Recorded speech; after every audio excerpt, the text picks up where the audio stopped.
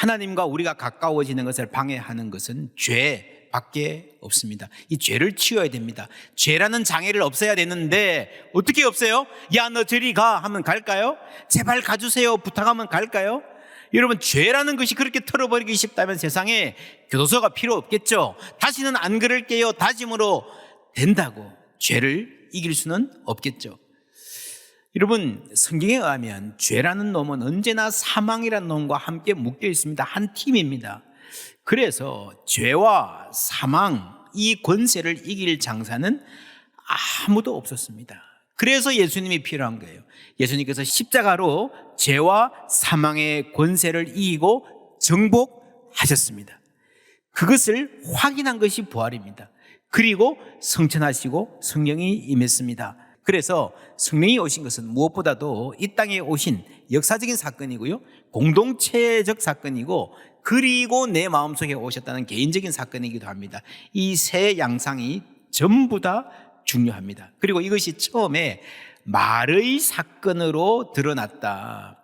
하나님이 나에게 직접 말씀하신다. 그래서 하나님과 나 사이에 담이 무너진 것입니다.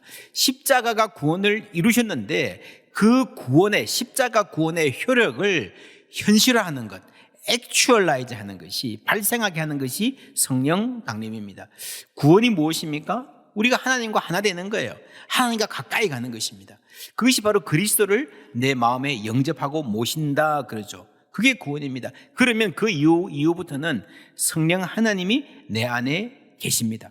우리와 함께 계시고 영원히 떠나지 않으시는 줄 믿습니다. 그러면 우리가 죽으면 어디 갑니까? 영원히 계신다 그랬으니까 죽어도 떠나시는 거 아니잖아요. 영원히 함께 계시는데 만약에 내가 죽어서 지옥 간다면 성령 하나님도 따라가야 돼요. 그렇지 않습니까? 그러니까 우리는 성령의 사람은 천국 갈 수밖에 없습니다. 볼지어다 내가 세상 끝날까지 너희와 항상 함께 하리라. 할렐루야.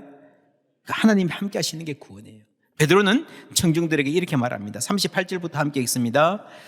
베드로가 이르되 너희가 회개하여 각각 예수 그리스도의 이름으로 세례를 받고 죄 사함을 받으라. 그리하면 성령의 선물을 받으리니 이 약속은 너희와 너희 자녀와 모든 먼데 사람 곧 주 우리 하나님이 얼마든지 부르시는 자들에게 하신 것이라 하고, 또 여러 말로 확증하며 권하여 이르되 너희가 이 패역한 세대에서 구원을 받으라 하니. 아멘. 이 패역한 세대에서 구원을 받으라. 구원을 받는데 어디서부터라 하면 이 패역한 세대, 낡은 세대라는 말입니다. 그대로 가면 멸망할 수밖에 없는 이 세대가 계속됐는데 그 가운데 예수님이 새로운 세대를 여셨습니다. 그것이 바로 영원한 세대, 영원한 시대입니다. 이 영원한 세대에 속한 삶이 영생입니다. 영생은 단순히 오래 산다, 무한정, 리미트리스 라이프가 아니라는 거예요. 새로운 세대에, 그 영원한 세대에 속한 삶이 영생이고요. 그런 점에서 하나님 나라에 속한다는 거하고 사실상 똑같은 개념입니다. 다른 말이 아닙니다. 그럼 이 영생을 얻는 조건이 무엇인가? 두 개입니다. 회개하라, 세례를 받으라. 그러면 주어진 약속 뭡니까? 죄 사함을 받을 것이다. 성령의 선물을 받을 것이다. 이 회개가 뭡니까? 뉘우치고 눈물 흘리는 것? 내가 죄를 지었어요? 큰 죄입니다. 벌받아 마땅합니다. 근데 판사 앞에 가서 눈물 흘리고 진심으로 반성합니다. 그러면 죄 사해 줍니까? 세상에 그런 게 어디 있어요? 만약 죄를 완전히 없이 할 길이 있다면 얼마나 엄청난 걸 지불해야 될까요? 상상도 못할 만큼 클 겁니다. 그 대가를 예수님이 대신 지불하셨습니다. 그래서 이제는 우리가 회개만 하면 죄 사함을 받을 수 있는 새로운 시대, 믿음의 시대가 열렸다는 겁니다.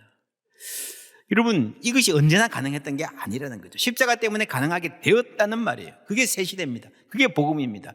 그리고 회개하고 세례받으면 성령을 선물로 주신다. 하나님이 우리 가운데 오셔서 영원히 함께 하신다. 여기에 뭐가 포함되는가 하면 죽어도 천국 간다는 게 포함되는 겁니다. 여러분, 우리가 물론 복음이라 그럴 때에 예수 믿으면 죽고 천국 간다는 게 중요한 핵심인 건 사실입니다. 이것만 해도 너무 크죠. 너무 놀랍죠. 기뻐 뛸 일이죠. 그러나 이것도 너무 작은 거예요. 하나님이 우리에게 주신 그 선물에 비하면, 전체에 비하면 너무 작은 겁니다. 우리가 예수 믿는 그 순간에 하나님이 우리 가운데 오셔서 그 백성 삼으시고 우리와 영원히 동행하시는 줄 믿습니다. 그때부터 시작되는 새로운 삶, 풍성한 삶, 그리고 만물의 회복, 전체가 구원이에요. 그 새로운 삶이 시작되는데 조건은 뭡니까? 예수 믿는 겁니다. 회개하고 세례 받는 겁니다. 그러면 이제는 아무리 큰 죄인이라도 다 용서하시고 예수 이름으로 세례 받으면 구원 얻는 새 시대가 된 것입니다. 여러분, 이것이 복음인데 이 복음은 오랫동안 예언되었던 것입니다. 오늘 우리가 읽은 베드로의 설교에도 지난주 읽은 것까지 포함해서요, 선지자가 2명이 나옵니다. 여러분, 한 명은 요엘이고 한 명은 다윗입니다. 누가복음 맨 처음에 우리가 봤습니다. 우리 중에 이루어진 사실에 대하여. 지금 누가가 써내리려 가려고 하는 누가복음과 사도행전 전체다가 그냥 what happened among us, 우리 가운데 일어난 일이 아니라 하나님의 뜻이 fulfilled, 이루어진 성취된 일이다 했습니다. 그러면 구약의 선지자들이 무슨 말을 했는가? 그 예언들이 무슨 의미인가를 들여다보아야 됩니다. 여러분, 다윗부터 보시면요, 다윗이 누굽니까? 이스라엘의 왕이고 정치가고 장군이고 탁월한 시인이었습니다. 그런데 오늘 말씀은 선지자라고 했습니다. 다윗이 선지자구나 아는 것도 중요하고요, 더 나아가서 이 선지자라고 하는 것이 베드로가 보기에는 다윗의 대표 정체성이라는 거죠. 25절부터 함께 읽습니다. 다윗이 그를 가리켜 이르되 내가 항상 내 앞에 계신 주를 배웠으며 나로 요동하지 않게 하기 위하여 그가 내 우편에 계시도다.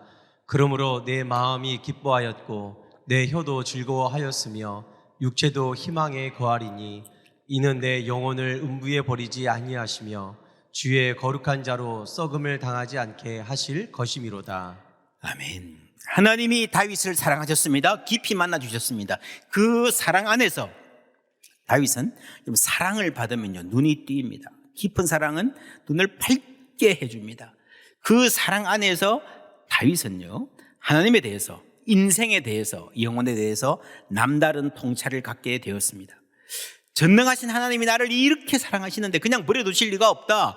영원하신 하나님의 사랑의 의지가 우리의 이 짧은 인생 끝나면 끝나버릴 리가 없다는 확신이 있었습니다. 그리고 그 안에서 영원한 생명을 주실 하나님에 대한 간절한 소망이 생겼습니다. 그리고 그 과정에서 자기도 모르게 그리스도에 대한 예언을 한 것입니다. 주의 거룩한 자로 썩음을 당하지 않게 하실 것이미로다 했는데 다윗이 자신을 가리켜서 거룩한 자라 그랬을까요? 아닌 것 같다는 거죠. 그리고 더 중요한, 이게 누구를 가리키는가? 더 중요한 것은 결정적으로 다윗은 죽어서 그 육신이 썩어서 시체가 우리 가운데 있다는 겁니다. 무덤이 있다는 거죠. 하나님은 우리에게 영생을 주시기를 원하시는데 정말 그 영생을 받기에 합당한 거룩한 분은 예수님밖에 없었습니다. 그래서 여러분, 사람들이 다윗 그러지만 다윗 그 자체로는요, 세상의 소망이 될 수 없다는 거예요. 1장에서 제자들이 그랬죠. 이스라엘 나라를 회복하심이 이때니까 했는데, 그렇게 물어봤을 때에 그들의 머리를 채우고 있던 회복이 어떤 그림이었을까요? 아마도 이스라엘의 국력이 최고조에 달했을 때 그 과거의 기준, 다윗 왕조를 생각했을 거예요. 꿈이요, 다시 한번. 그래서 예수님이 가시는 곳마다 사람들이 다윗의 자손이요, 다윗의 자손이요, 지지와 환호를 보냈던 거 아닙니까? 인간의 근본적인 문제 해결은 어디 있는가? 이스라엘 나라의 회복을 바라는데 진정한 회복은 무엇인가? 죄와 사망의 권세를 이긴 그리스도의 부활이 답이라는 말이에요. 그것이 오늘 메시지의 핵심입니다. 그리스도의 부활로 인해서 이스라엘의 회복뿐 아니라 만물의 회복, 모든 인류의 영원한 운명의 새로운 길이 열렸다는 겁니다. 그래서 그 옛날에 다윗이 말했던 말의 의미를 이제 와서 우리가 제대로 깨닫게 되었다는 거예요. 다윗도 희미하게만 알았어요. 잘 몰랐어요. 그 근거, 예수님 말씀, 누가복음 10장에 나오는 말씀 함께 읽어보겠습니다. 제자들을 돌아보시며 조용히 이르시되 너희가 보는 것을 보는 눈은 복이 있도다. 내가 너희에게 말하노니 많은 선지자와 임금이 너희가 보는 바를 보고자 하였으되 보지 못하였으며 너희가 듣는 바를 듣고자 하였으되 듣지 못하였느니라. 아멘. 예, 구약의 선지자와 임금들이 다윗 같은 요엘 같은 사람들이 이사야 예레미야 같은 사람들이 예언을 했는데 그러면서 기다려왔는데 확실히는 몰랐어요. 그리스도가 나타나신 걸 보고 그렇군요, 이거였군요, 손뼉을 치게 될 거라는 말입니다. 그러면서 여러분을 부러워하게 될 것입니다. 예수님 그 말씀하신 거예요. 선지자들은요 캄캄하게 어두운 칠흑 같은 시대에 횃불을 들고 시대를 비춘 사람들이었습니다. 그 빛에 보이는 부분이 분명히 있죠. 그게 예언이에요. 그런데 이제는 해가 떠올랐습니다. 이제는 시대가 바뀌었기 때문에, 해가 떠올랐기 때문에, 그리스도의 십자가와 부활로 완전히 새로운 시대가 열렸기 때문에, 그리고 그리스도께서 성취하신 그 구원의 현실을 성령이 임해서 우리에게 빛을 비추어 주셔서 보게 했기 때문에 우리가 여기서 예수를 믿고 있는 겁니다. 사도들은 그리스도를 통해 성취된 구원의 현실을 성령 안에서 보고 구약의 선지자들보다 더 또렷하게 증거했습니다. 그것이 다윗의 예언을, 우리가 그 의미를 다윗보다 더 또렷하게 알 수 있는 원리입니다. 같은 원리로 요엘서의 예언을 봅니다. 이 요엘서에 베드로가 인용하는 말씀에는 세 가지 주제가 나와요. 예언, 모든 육체가 성령을 받고 예언하고 환상 보고 꿈을 꿀 것이다. 두 번째, 피와 불과 연기, 해, 달이 막 피가 되는 이런 아주 무시무시한 징조가 나옵니다. 여러분, 우리가 이 징조를 이야기하면요 사람들이 관심이 확 쏠립니다. 무슨 재난 영화 보는 것처럼요. 그래서 이런 내용이 요한계시록에 많이 나와서 이단들도 요한계시록을 중심으로 많이 막 이렇게 막 피어나잖아요, 그죠? 그런데 진짜 중요한 핵심은요 마지막에 있습니다. 누구든지 주의 이름을 부르는 자는 구원을 받으리라. 여러분, 징조 자체가 목적이 아닌 거예요. 징조를 세게 이야기하는 것은요 구원의 필요성을 이야기하는 거예요. 내가 위로 하늘에서는 기사를, 아래로 땅에서는 징조를 베풀리니 하며 징조를 많이 이야기하지만 결론은 21절 다 같이 읽습니다. 누구든지 주의 이름을 부르는 자는 구원을 받으리라 하였느니라. 예, 성경에서 재난과 징조를 이야기할 때 그 자체가 초점이 아니라 반드시 우리에게 무언가를 촉구하십니다. 회개하라, 구원을 받으라. 그래서 우리가 성경을 읽을 때 재난 자체를 이해하고 불구경하듯이 하는 것이 아니라 우리가 무엇을 해야 되는가, 그래서 엑시트할 방법을 찾아야 된다는 것입니다. 주의 이름을 부른다 했는데, 여러분, 구원 얻으려면 주의 이름을 부른다 그랬는데 주의 이름을 부른다는 것이 무슨 말인가? 그렇죠? 또 하나, 주가 누구인가? 이 두 가지 질문이 필요합니다. 베드로 설교의 결론이 36절에 나옵니다. 그런즉 이스라엘 온 집은 확실히 알지니 너희가 십자가에 못 박은 이 예수를 하나님이 뭐와? 주와 그리스도가 되게 하셨느니라. 우리는 지금 처음부터 예수를 주님으로 믿기 때문에 이게 뭐 별말 아닌 것 같지만 당시로서는 엄청나게 놀라운 말입니다. 여러분, 구약 성경을 펴보시면 이렇게 나옵니다. 누구든지 여호와의 이름을 부르는 자는 구원을 얻으리니 했습니다. 사도행전에서는요 누구든지 주의 이름을 부르는 자는으로 바꾸어 말합니다. 왜 이렇게 했는가 하면요, 베드로가 자기 마음대로 바꾼 게 아니라 당시 사람들이 쓰던, 구약은 히브리어로 되어 있고 헬라어 성경 70인역에 보면 여호와가 전부 주로 바꾸어 있습니다. 같은 말입니다. 같은 말. 여기서 그러니까 누구든지 주의 이름을 부르는 자는 이라고 될 때 여호와를 말하는구나 라고 다 알아듣는다는 거예요. 그런데 쭉 설교하면서 맨 마지막에 결론은 예수가 주가 되셨다라고 하는 거예요. 그러니까 예수가 하나님이시다라고 하는 고백을 하는 거죠. 유대인들은 구약의 말씀을 따라서 오직 하나님께만 경배하라, 아주 레디컬 모노테이즘이에요. 아주 강력한 일신론이었어요. 여기 다른 신들, 신 비슷한 존재가 끼어들 여지가 없어요.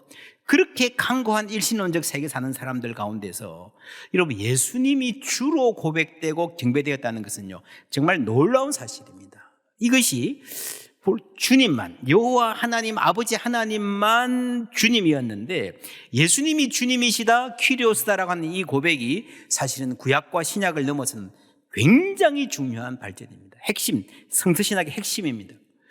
여러분, 예수님이 주님이시다, 하나님이시다, 메시아다라고 할 때에 이 말씀을 당시 청중들이 그대로 받아들인다면 어떻게 될까요?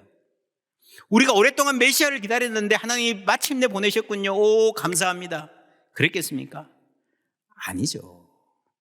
우리가 죽였잖아요. 예수님이 하나님이신데, 예수님이 주님이신데 환영하고 경배하고 순종하기는커녕 욕하고 십자가에 못 박아버렸습니다. 그러니 이 앞에 있는 사람들이 전부 다 죄인인 거예요. 베드로까지 포함해서. 이 십자가 앞에서 죄인이라는 사실이 분명하게 드러났습니다. 어떻게 해야 됩니까? 하나님을 죽였는데 어떻게 해야 됩니까? 37절 말씀 함께 읽습니다. 그들이 이 말을 듣고 마음에 찔려 베드로와 다른 사도들에게 물어 이르되 형제들아 우리가 어찌할꼬 하거늘. 우리가 어찌할꼬. 이 말이, 여러분 오순절의 사건은요 말의 사건이라 그랬습니다. 이 말이 내가 이해할 수 있는 친근하게 다 가깝게 다가오는 말일 뿐 아니라 내 폐부를 찌르는 말씀이 되는 거예요.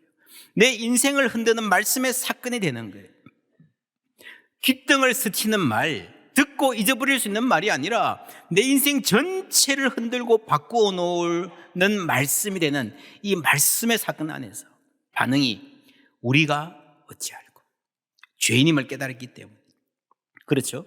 그리고 십자가는 모든 사람을 죄인으로 세웁니다. 그리고 바로 그 자리에서 본인이 죄인임을 고백하는 그 자리에서 구원이 시작되는 줄 믿습니다. 우리가 어찌할꼬 어떻게 될지 모르겠다는 거예요. 인간의 모든 수단과 방법이 끝나는 그곳에서 하나님의 길이 열리는 줄 믿습니다. 그 구원의 길 38절 다 같이 읽습니다. 베드로가 이르되 너희가 회개하여 각각 예수 그리스도의 이름으로 세례를 받고 죄 사함을 받으라. 그리하면 성령의 선물을 받으리니. 아멘. 여러분 회개하고 주 예수 그리스도의 이름으로 세례를 받는 거예요. 그렇죠? 여러분 요엘이 말한 주의 이름을 부르는 자는 구원을 받을 것이다 라고는 이 말이 구체적으로 어떻게 해설되는가 하면 사실 여호와 하나님은 너무 멀잖아요. 어떻게 해야 될지 모르잖아요. 근데 우리 앞에 오신 이 예수님을 믿고 세례를 받으면 이게 바로 주의 이름을 부르는 것이고 구원을 받는 겁니다. 십자가의 은혜가 나를 위한 은혜가 되는 것입니다. 여러분 우리의 구원을 예수님이 이루셨어요. 그 구원을 알게 하고 우리의 마음에 감동해서 예수를 믿게 하는 일이 우리 가운데 임하신 성령 하나님이 하시는 일입니다. 언제 하세요? 하나님의 말씀이 선포될 때. 여러분 지금 이 자리에도 성령 하나님 일하고 계신 줄 믿습니다. 그런데 여러분 성경이 베푸는 기적의 넘버원은요 가장 먼저는요 말씀이에요. 성령이 임하고 새 시대가 열리고 일어난 첫 번째 기적, 말씀이 들리는 것입니다. 각 사람이 자기 나라 말로 알아듣는 것입니다. 각 사람이 자기 마음에 와닿는 방식으로 복음을 듣는 것입니다. 그리고 회개하고 주의 백성이 되는 것입니다. 그것이 처음입니다. 여러분 잊지 마십시오. 성령이 그리스도를 증거하게 하시고 그 말씀을 듣는 가운데에 듣는 이들에게 성령이 임하시는 거예요. 성령의 강림은 다시 말합니다. 이 땅에 오셨다. 역사적 사건이고 우리 공동체에 오셨다. 공동체적 사건이고 우리 내 마음속에 오셨다는 개인적 사건이기도 합니다. 이것을 잊어버리면 안 됩니다. 지난주에 역사적 사건이라는 말씀을 충분히 설명했습니다. 공동체적 사건이다. 우리는요 개인주의 시대에 살기 때문에 이 2000년 전에 쓰였던 성경을 이해하기가 대단히 힘듭니다. 성령은 공동체의 영이라는 말도요 대체적으로 어떻게 이해하는가 하면요 내가 개인적으로 성령을 받고 싶은데 성령을 소유하고 싶은데 성령 충만하고 싶은데 그 방법은 함께 모여서 기도하는 것이다. 저도 예전에는 그렇게 생각했습니다. 성경을 연구해 보니 그게 아닙니다. 물론 우리 마음속에 계신 성령 소중합니다. 그러나 성령이 정말 강하게 생생하게 역사하는 것은요 언제나 함께하는 공동체입니다. 마태복음 18장 20절 함께 읽습니다. 두세 사람이 내 이름으로 모인 곳에는 나도 그들 중에 있느니라. 아멘. 믿음은 처음부터 공동체적입니다. 우리가 아무리 성령 충만해도요 한 개인이 할 수 있는 일은 한계가 있어요. 한 개인이 누리는 성령의 임재는 한계가 있어요. 그리고 이게 온오프예요. 누구든지 밀도 있게 늘 성령과 동행하는 게 아니고요 깜빡깜빡해요. 때로는 메말라요. 젊은이들 하는 말로 아무리 영빨이 세도요, 그 개인이 정말 신실하고 경건하고 열정적인 영적으로 탁월한 사람이라도 그 한 사람보다 함께 모인 두세 사람이 훨씬 더 소중합니다. 그 모임이 훨씬 더 아름답고 더 능력 있습니다. 그래서 함께 하는 거예요. 그래서 교회예요. 모이기를 힘써라 하는 겁니다. 그래서 사랑방으로 모이는 게 그만큼 소중하다는 거예요. 함께 삶을 나누고 그 자리에 하나님 함께 하시는 줄 믿습니다. 성령은 공동체의 영입니다. 사도행전 2장을 요약하면 이렇습니다. 긴 말씀이지만 13절까지는 성령이 임하시다. 그리고 42절까지는 사도들이 그리스도를 증거합니다. 그 다음에 성령의 공동체가 세상에 탄생하는, 성령이 임해서 공동체가 탄생하는 거예요. 한 개인이 담대해지고 한 개인이 멋있어지고 한 개인이 신실해지는 것 이상의 공동체 탄생의 역사입니다. 어떤 공동체인가? 44절부터 함께 읽습니다. 믿는 사람이 다 함께 있어 모든 물건을 서로 통용하고 또 재산과 소유를 팔아 각 사람의 필요를 따라 나눠주며 날마다 마음을 같이하여 성전에 모이기를 힘쓰고 집에서 떡을 떼며 기쁨과 순전한 마음으로 음식을 먹고 하나님을 찬미하며 또 온 백성에게 칭송을 받으니 주께서 구원받는 사람을 날마다 더하게 하시니라. 아멘. 이것이 성령이 하시는 일입니다. 공동체를 만드시는 거예요. 여러분, 그리스도를 증언하는 것도요, 공동체가 하는 겁니다. 우리가 오늘 2장에 나오는 기독교 역사상 최초의 설교입니다. 이 설교가. 그래서 중요하죠. 이 설교를 편의상 베드로의 설교라 하지만 사실은 보세요. 14절 보시면 베드로가 11사도와 함께 서서 소리를 높이 이르되, 12명이 이렇게 함께 서서 말씀을 전하는 거예요. 공동체가 함께 한다는 게, 이걸 보시면 1장에서 마띠아를 뽑아놓은 이유가 분명해지죠. 이스라엘 온 지파를 향해서 공적인 증거를 공동체가 하는 것입니다. 성령은 공동체의 영이고 설교도 공동체의 증언입니다. 이게 요즘에는 무슨 개인기처럼 인식되어서 막 여기저기 막 그냥 몰려다니는, 그게 교회의 타락이에요. 물론 하나님이 다양한 설교자를 통해서 다양한 지역, 다양한 각각의 공동체에 맞는 말씀 주십니다. 그러나 여러분, 기본적으로 성경은 공동체가 함께 읽는 책이에요. 설교는 공동체의 증언입니다. 지금 올해 사도행전 말씀 네트워크로 전국의 수백 교회가 함께 설교합니다. 이 전체가 함께 같은 성경 연구 자료를 나눕니다. 그리고 또 소그룹으로 설교자들이 6명씩 매주 만나는 사람들이 많습니다. 직접 만나시기도 하고요, 온라인으로 만나기도 하고요, 함께 말씀을 나눕니다. 그냥 같은 본문 설교한다는 것 이상의 아주 놀라운 일들이 벌어지고 있습니다. 그 안에서 은혜로운 간정이 매주 이어지고 있습니다. 한 사람 한 사람 별거 아닌 것 같아도요, 예수님 말씀하셨잖아요. 두세 사람이 내 이름으로 모인 곳에 나도 함께 하겠다. 할렐루야. 우리에게도 마찬가지입니다. 우리가 함께 할 때에 하나님 그 자리에 계실 줄 믿습니다. 그리고 이 하나님이, 이 성령 하나님이 나와 영원히 함께 하실 것이라는 확신이 우리에게 깊어지는 거예요. 그게 여러분 구원의 확신입니다. 내가 죽으면 천국 갈 거야 장소가 아니라 하나님이 지금 나와 함께 계시고 나를 사랑하시고 그 하나님이 나와 영원히 함께 하실 것이다. 여러분, 이거 믿으면요, 두려워할 바가 없어요. 이 생생한 성령 임재의 경험을 나 혼자서가 아니라 공동체가 함께 할 때에, 말씀의 사건이 우리에게 일어날 때에 계속해서 우리가 그 가운데서 깊어져 갈 수 있는 것입니다. 더 깊이 복음 안으로 들어가고 더 멀리 세상으로 갈 수 있는 힘, 하나님 우리에게 주실 줄 믿습니다.